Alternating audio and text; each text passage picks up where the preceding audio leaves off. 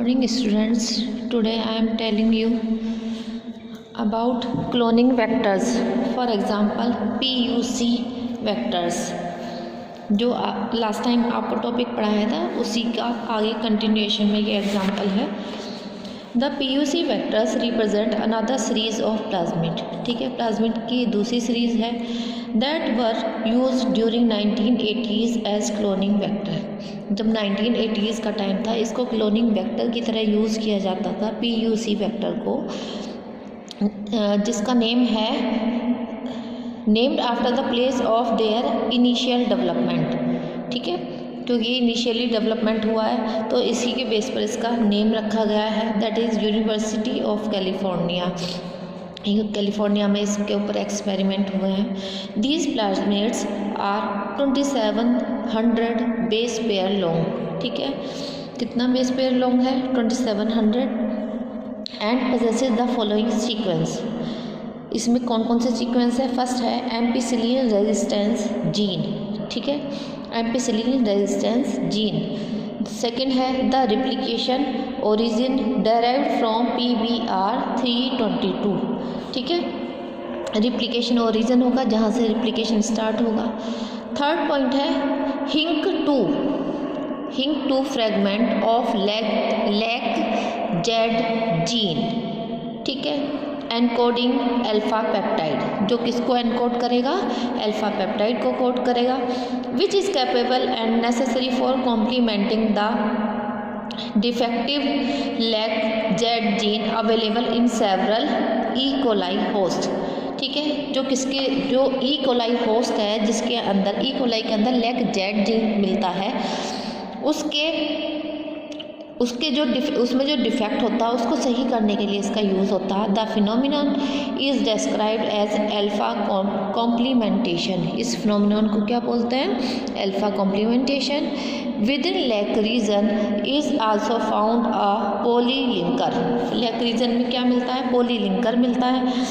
पोलीलिंकर sequence having unique restriction site. उसकी unique restriction site होती है. It means specific restriction sites होती हैं जो किसके आइडेंटिकल होती है? Identical to those found in phage M13. ठीक है, फाज M13 में जो मिलती हैं उसके इक्वल होती है, उसके आइडेंटिकल होती है. So that when a foreign DNA fragment is cloned in this region of PUC, यानी कि PUC में जब DNA फ्रेगमेंट को जो हमने कहीं और से लिया है यानी कि फॉरेन है उसको क्लोन किया जाता है, तब क्या होता है? The hinc two fragment of lac Z gene. ठीक है, जो हिंक टू फ्रेगमेंट है लेगजेड जीन का इज डिसरप्टेड. ठीक है, वो डिसरप्ट हो जाता है क्योंकि इसमें DNA इंसर्ट कर दिया गया, डिस्टर्ब हो गया वो. And fails to complement the defective lac Z gene in the host. ठीक है, और वो लेगजेड जीन को जो कि होस्ट में मिल रहा है, होस्ट कहाँ पर है? ई कोलाई में है, उसको कंप्लीट करने में वो फेल हो जाता है. मीन्स उसमें जो प्रोसेस हो रहा होता है वो नहीं होता. The complementation is visualize by growing the host bacteria. जो कॉम्प्लीमेंटेशन है वो होस्ट बैक्टीरिया में देखा जा सकता है. Transform with plasmid vector. ठीक है, उसको कब ट्रांसफ़र किया जाता है? प्लाज्मिड वेक्टर के साथ में उसको होस्ट में ट्रांसफ़र किया जाता है in the presence of IPTG. इसकी फुल फॉर्म है आइसोप्रोपाइल थायोगैलेक्टोसाइड. ठीक है, इसके साथ में इंसर्ट किया जाता है किसमें? बैक्टीरिया में, और वहाँ पर उसका डेवलपमेंट देखा जाता है. विच बिहेव्स लाइक लैक्टोज, जो लैक्टोज की तरह काम करता है, जो अभी फुल फॉर्म बताई थी ना IPTG, आइसोप्रोपाइल थायोगैलेक्टोसाइड.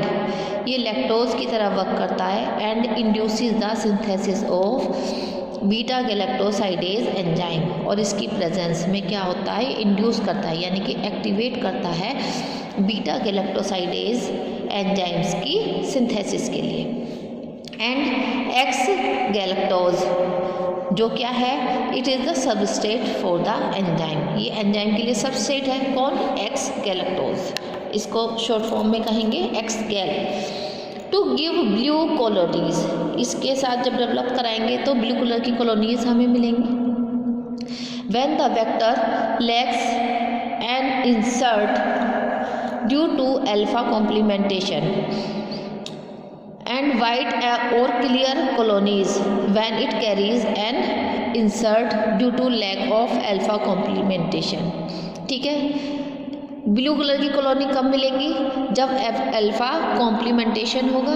ठीक है, और वाइट और या फिर क्लियर बिल्कुल ट्रांसपेरेंट कॉलोनी हमें कब मिलेंगी? जब अल्फा कॉम्प्लीमेंटेशन जो है उसकी कमी होगी, वो नहीं होगा, तब हमें वाइट या क्लियर कॉलोनी मिलेंगी।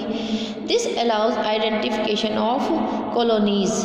इसकी वजह से, इस कलर की वजह से हम कॉलोनीज को आइडेंटिफाई कर सकते हैं। हैविंग पीयूसी वेक्टर, जिसमें पीयूसी वेक्टर है, with cloned foreign DNA segment, और फॉरेन डीएनए सेगमेंट उसमें लगा हुआ है। The cloning vectors belonging to PUC family are available in pairs. PUC family के जो क्लोनिंग वेक्टर्स हैं वो पेयर्स में प्रेजेंट होते हैं, with reverse order of restriction sites, और उनका जो रेस्ट्रिक्शन साइट है वो बिल्कुल उल्टा होता है relative to lac Z promoter. ठीक है, PUC8 PUC9 make one such pair, वो इसी तरह के पेयर बनाते हैं, इसी तरह का प्रोसेस होता है, उसमें वेक्टर की तरह यूज़ किए जाते हैं। Other similar pairs include PUC12 and PUC13 और PUC18 एंड PUC19। पेयर के कौन कौन से होंगे? एक तो 12 और 13 होगा, और 18 एंड 19 होगा। अब इसमें क्या होता है?